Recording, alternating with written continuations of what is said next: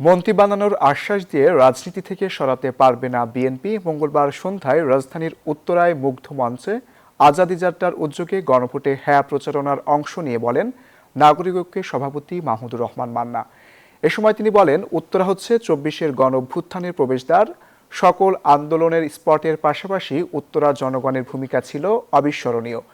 এলাকার জনগণ তাদের প্রতিনিধি হিসেবে নাগরিক ঐক্যের মার্কা কেটলিকে চায়। তাই ত্রয়োদশ জাতীয় সংসদ নির্বাচনে উত্তরা ও বগুড়ায় নির্বাচন করার ঘোষণা দেন তিনি। বলেন, ঢাকা ১৮ আসনে চাঁদাবাজদের দৌরাত্ম্য বেড়ে গেছে। এ আসনে শান্তি শৃঙ্খলা ও গণঅভ্যুত্থানের আকাঙ্ক্ষা বাস্তবায়নে নির্বাচন করতে হবে বলেও জানান তিনি। পরে হ্যাঁ ভোটের পক্ষে এবং হাদি হত্যার বিচারের দাবিতে লিফলেট বিতরণ করা হয়।